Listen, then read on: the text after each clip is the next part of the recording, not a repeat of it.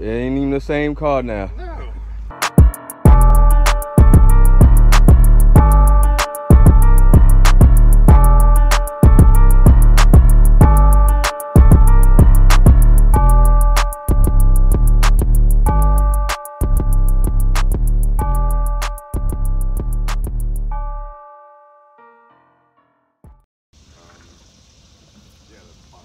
Right now I'm at the junkyard, and unfortunately last week they had the car that I wanted to get the parts off. Now they don't, so I'm stuck with getting the parts off for this red Crown Vic. I already took the hood off and the grill. Now I'm working on the front bumper. Really didn't want to get the fenders off for this one because it had rust on it. It's rust right there. It's rust on the fender right there.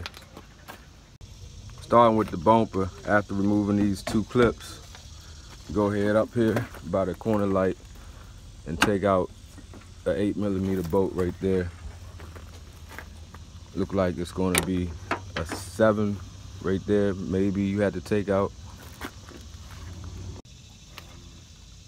On the driver's side, I haven't took them out yet, so you can see the clips 1, 2, and 3.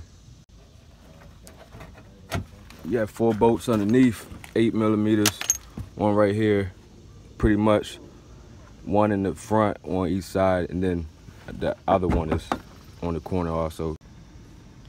After that though, you can start taking off the header panel. For that, you're gonna have 1 bolt right here, maybe 1 right there. I have 2 right here,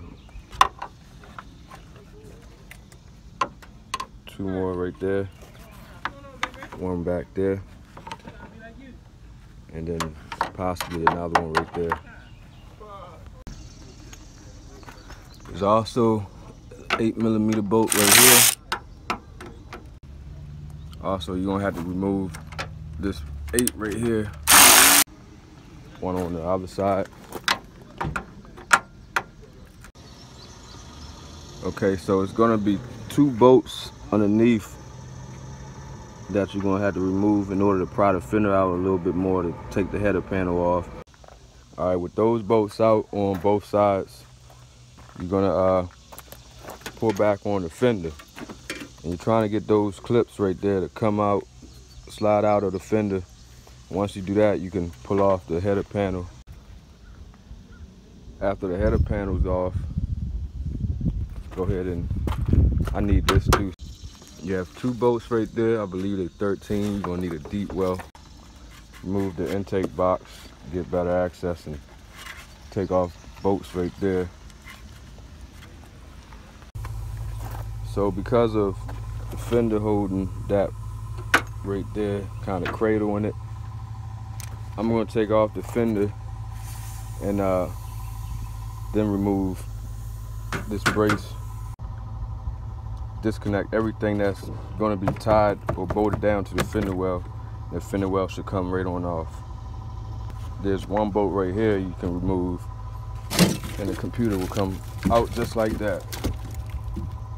2 bolts underneath, 8mm, 1 up in that area and 1 right up in this area. Remove that and push down on it.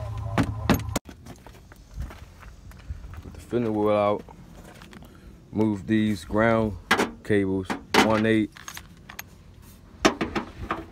2/8, and that could stay unless it's connected to the bracket still, but that would be a 10 or a 12. Driver side fender off. Now we're gonna start on the passenger side. Unbolt the battery tray, 3 8mm, 1 right there, 1 right there, 1 right there. Power distribution box will be loose then. Then 2 screws underneath, we already have those off. And we go ahead and disconnect these wires and push the fender well through.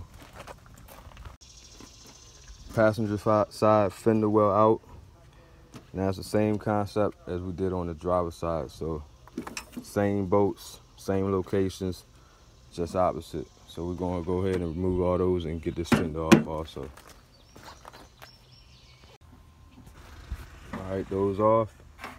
That's a 10 or a 12. It's gonna be a tight fit. I'm gonna try to get the ratchet wrench inside there and see if I get it off with that. Then this one right here is a 13. Don't forget your 2 bolts underneath, which is also a 12. And that should be it. All right, like I said, take those bolts off. Fender come right on off. And that's how you pretty much take the fender off on a Crown Victoria. Thanks for watching, and see you next time on Dirt and Grease.